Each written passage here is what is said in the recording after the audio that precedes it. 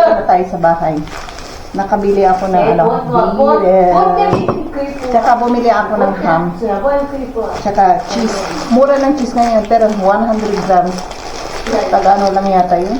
Magkano yun? 13 yata. Bumili ako ng slice. 10 lang to. Mura lang. Tapos, bumili ako ng toast bread para sa aking anak. Baon niya. Tapos, itong drinks. Local drinks nila rito. Tag-9. Ayan.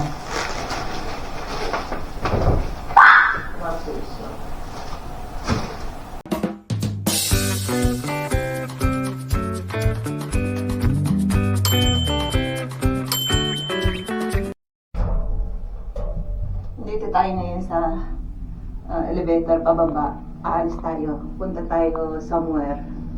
Down somewhere. At hindi ko alam kung saan, pagala-gala tayo. Tapos, tingin ulit tayo na kung ano mabibili. Mga mura lang bibili natin, mga stock na mga on sale. Ayan. Let's go! Ayan, bababaan tayo. Yellow ako kanina, ngayon puti ulit. Iba-ibang kulay ko rito kapag makulimlim dito. Yellow, black, dark, ayan, negra, puti. Ayan, parang magic o parang alien. Paiba-iba ng kulay. Blue minsan. Ayan. Saan tayo? Tara, maglakad tayo. Basta tara. Dito tayo. Ay. Dito muna tayo.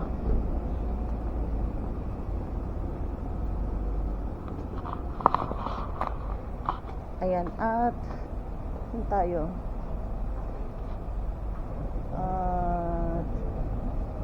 I think punta tayo doon sa taas.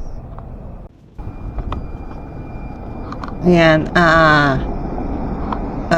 dito tayo muna sa maglakad-lakad around Leveres. Ayan na yung tram papunta sa sa next terminal yan. May mga taong naglalakad. Ayun yung police car. Ayan na rin yung isang tram. Mag-i-stop yan sa sa likod ko. May terminal yan May stopover dyan. Tapos paakyat yan papuntang yan sa Yested. Yung most popular attraction dito sa lugar na to. Sa daming rito tourist attraction. Maganda pa sa Yested. Tapos may castle dito. May lake. Malapit kami sa border sa Poland. Tapos Germany. 10 minutes lang driving. Pero kung sasakay kayo ng train, mga 30 minutes or 20 minutes. Kasi kung sasakyan, ang sasakyan ninyo, sarili nyo yung sasakyan, dire-diretso lang yan. Mga 15 minutes makakarating ka na sa Poland first, tsaka Germany. Ayan. Diyan sa kanan dyan, may dyan, Asian store. Maliit lang. Ang binibinta niya yung mga Korean, Vietnamese, Chinese, Taiwanese. Walang mga Pilipino dyan na product. Ewan ko ba? Pag ako'y may balak akong magpatayo ng rito, Filipino store para sa akin. Kasi walang magpapatayo ng rito, Pinoy store dito sa lugar na to Puro mga Vietnamese. Ayan, nakikita ko. Puro Vietnamese restaurant, tsaka Chinese product. Kahit sa groceryhan, hindi sila nagbibinta ng Philippine product. Puro Thailand, Chinese, Korea. Ayan, ang mga binibinta nila. Ayan. Kaya wala kang makitang mga Pinoy product sa lahat ng groceryhan dito. Dito, may mga restaurant dito ng mga Chinese, Sakura, at saka yung Vietnamese restaurant, at saka mga Vietnamese mga nandyan. Walang Pinoy store. Kaya magandang patayin ng Pinoy store dito. Naku, wag nyo sana unahan ako kapag sinasabi ko lang to sa online. Kapag napanood nyo, baka mamaya, unahan nyo na ako magpatayo dyan. Pero, okay lang naman sa akin yan eh. Kasi ilan lang naman ang mga Pinoy dito, 20 lang yata eh. Kunti lang naman, hindi na maramihan. Hindi kagaya sa Taiwan. Napakaraming Pinoy doon na customer ko. Naku, sa isang factory, abot ng 1,000. Ay, dito ko kunti eh. Ayan, oh. Diyan, may terminal pa yan. Sa kanan, ano yan, shopping mall yan dyan. Malapit lang yan dito. Tapos, dire-diretso ka, puro university. At kung naghanap ka rin na immigration, malapit din dito. Ano yan, sa harapan ng immigration, may university. Maganda dyan. Ayan, maglakad muna tayo. Sige na.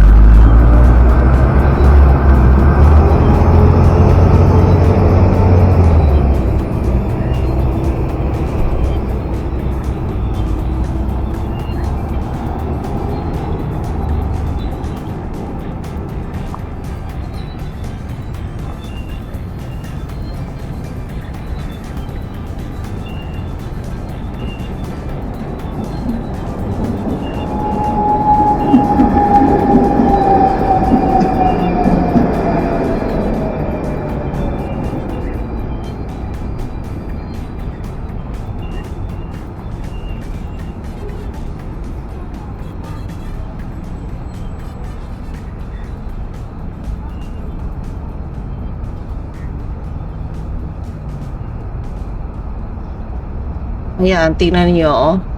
Ang daming pasahero dito parati. Kasi, ano to eh, stop lang to. Pero yun, dire-diretso, pababa. Ano yan dyan? Connecting area. Hindi pa dito. Ayan, bus, tsaka tram stop, nandito. Yan sa kanan, yung may green na color. Ano yan? Ano ba yan? Shopping mall. Plaza ang tawag nila. Tapos, dire-diretso yan. Bababa ka doon sa forum naman ang sinasabi nila. Kaya yan, ang dami naghihintay. Mga student ng mga yan eh. Kasi dito sa bandang ito, nandito na lahat, university, high school, elementary, tsaka baby school. Nandito na lahat. Ang dami rito ng mga university. Tapos may mga ano pa sila rito. May dormitoryo ng mga student. Nandito na lahat. Maraming work din dito. Oh, may mga factory rin, iba't iba rito. Kaya yung mga iba, bago sila umuwi yata, ano rito, may grocery, maraming grocery dito eh. Tapos diyan sa likod ng shopping mall, may municipal yan, tourist attraction. Saka nandiyan na rin yung shopping mall. Tingnan niyo yung kulay, dire-diretso. Castle yan eh. Wala na ang pumapasok. Ayan. Kasi hindi ko alam, hindi pa open yata yan eh. manood kayo na ano yan, maganda rin sa loob. Kaso nga lang, hindi nila yata nire-renovate. Medyo marumi sa labas. Yung mga damo is naglalakihan. Wala pa akong nakikitang gwardiyan. Pero nakita ko, nung pumasok ako, open sa lahat. Kahit na sino pwedeng pumasok. Hindi ko alam kung anong oras opening. Tapos sa hapon din nung naglakad-lakad ako, open din yung gate eh. Mas lalo ngayon sa summer, open din yan. Kaya yan, sige. Muna tayo magkwentuhan ulit.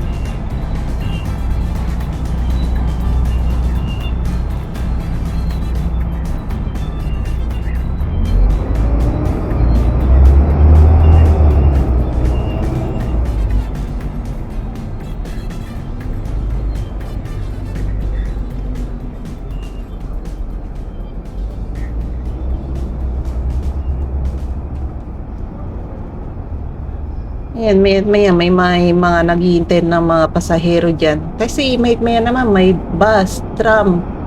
Ayun, wala. Puro ang dumadalang sa parting ito, puro bus at tram. Doon sa kaliwa, nakikita nyo yung kaliwa. Mga kotse, saka mga van, private, itong parting to, private na for bus and tram only. Hindi pwedeng mag-drive dito. Huhuliin kayo ng pulis kapag nag-drive kayo rito. Use your navigation kapag pupunta kayo rito. Ayan. Ayan, maraming nagtatanong sa akin. May mga nagtatanong sa akin kung anong work ko ba rito sa Czech Republic. Sabi ko siya sa kanila, wala akong work. Sawa ako ng taga rito, taga Czech. Ayun, may anak ako rito. Yan. Nakikita niyo naman yung video ko, araw-araw akong nagsha-shopping. Yan ang trabaho, taga-shopping at taga titingin ng mga mura, kung saan nagba-budget. Ayan. Isa nga anak ko rito na nandito. Elementary siya. Ayan na naman yung isang bus, oh. Ay, nako. Dami talagang nangarap na pumunta rito sa bansang Czech.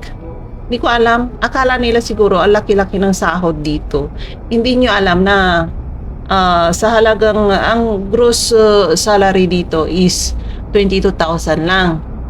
Tapos kung halimbawa magbabayad pa kayo nung arkila kayo ng kung hindi kayo hire ng mga agency, kayo magbabayad ng apartment nyo. Ang mahal ng apartment, naku po.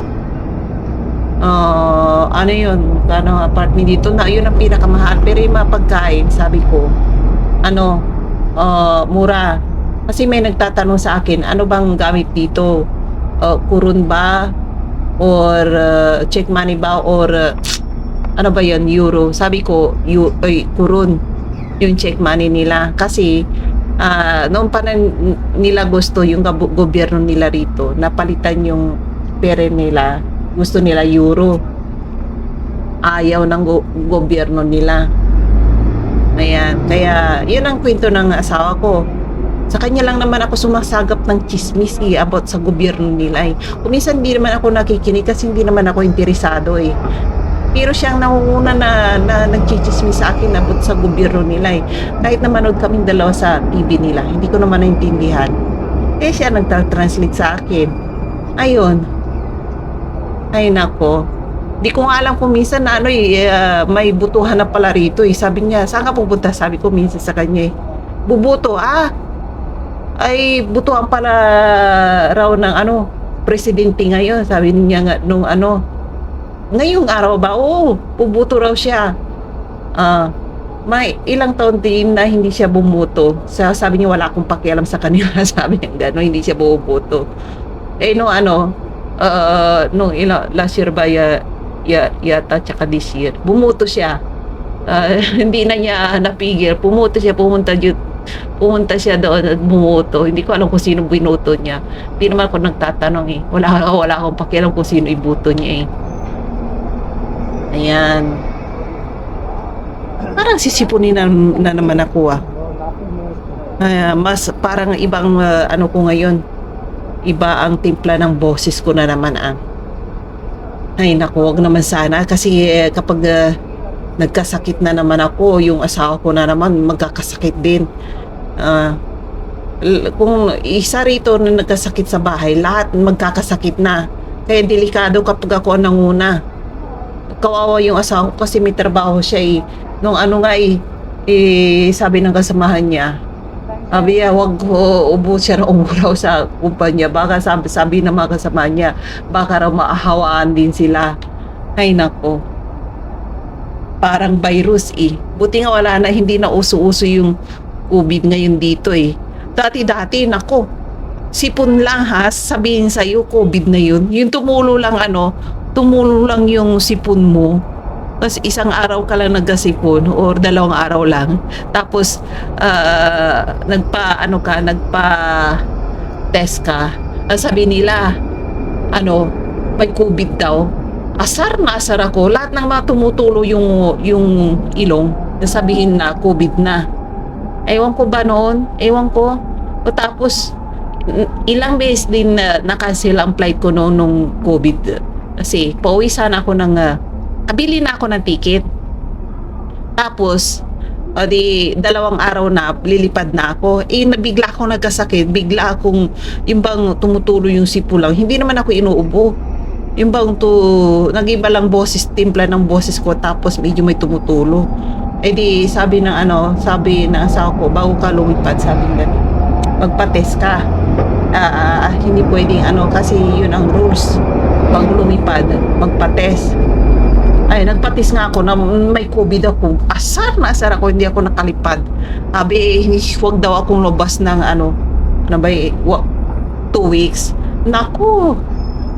Ay, nako. Ewan ko ba tumulo lang ilong ko noon. Sabi nila sa akin, COVID na. 2 beses akong nagka-COVID dito. Ay, nako. 2 linggo akong hindi na nakalabas. Lahat kami. Ayan, bawal lumabas. Ay, nako. Ayan ay isang tram. Ay, bus yata yung papunta na. Ayan, tara. At maglakad-lakad muna tayo.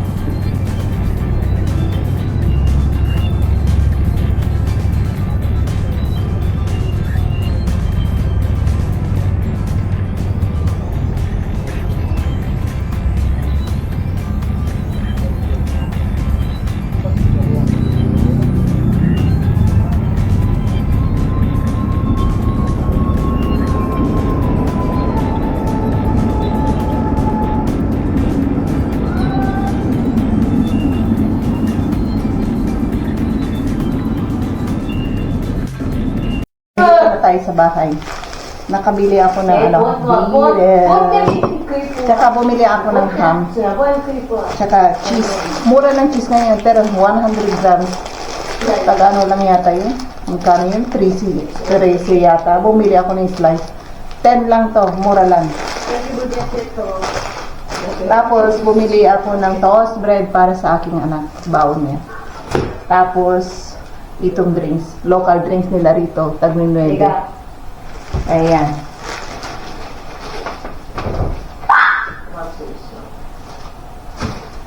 Ay. May mga pa pala ako rito na hindi ko nakain. Ilabas ko. Malamig to eh. Kainin ko maya. Ipapainit ko. Patapos tong drink. Kakainin ko.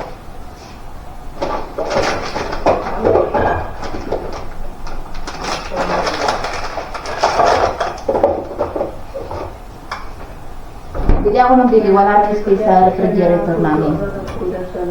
Ayun. Tara. Umay tayo magpintuhan. Labas ako kanina, yung daming tao sa labas. Super dami ng tao. Hindi ko alam. Kasi, ngayon, medyo mainit-init na ang panahon. Kumbaga, kapag lumabas ka, parang air condition lang ang timpla. Parang air condition lang. Parang, ano lang, magandang timpla. Kahit na manipis lang ang jacket mo, pwede ka maglakad-lakad. Kasi nung ilang araw lang, pag lumabas ka, katapos nagbibideo ka, yung kamay mo, hindi mo mailabas ng matagal kasi freezing, yung parang nilagay mo sa parang bang yung bang nakahawak ka sa yelo na bagong labas sa refrigerator. Ganun ang simpla na pag inilabas mo yung kamay mo, napakasakit. Tapos pag medyo manipis pa yung jacket mo, magkakasakit ka kasi Kaya nung last week yata or last 2 weeks, nagkasakit ako, inuubo ako. Masama ang pakiramdam ko kasi nung time na yun, manipis ang jacket ko. Tapos nakabacklist pa ako sa inside jacket ko. Ayun, pag uwi ko, inuubo ako, katapos sinisipon ako. Ayan, sabi na sa ako, sexy ka kasi kapag lumabas eh. Sabi niya, baklis ka pa, alam mo naman lamig-lamig. Sabi niya, ayun patuloy. Nasirmonan. Ayun. Katapos mga ilang araw, siya naman ang sumunod. Binigyan ko raw siya ng virus. Ayan. Ay nako. Tara magkwentuhan tayo doon sa kwarto ko. May kwarto ako, opisina ako doon sa kwarto ko. Tapos makulimlim ngayon, walang araw, makulimlim, okay lang ang timpla, hindi malamig. Kaya excited yung mga tao, ang daming tao ngayon na umuupo sa park. Kapag lahat ng upuan niya sa park punong-puno ngayon. Kaya yun, i-upload ko yung video to, manood kayo. Sa lahat ng mga nanonood ng video ko, please naman paki-like and subscribe para sa susunod na mga video natin ay manonotify kayo. And please comment below para sa susunod na mga video natin, sabihin niyo lang shout out kung taga saan kayo, isa-shout out ko kayo dyan. Tara, doon tayo magkwentuhan.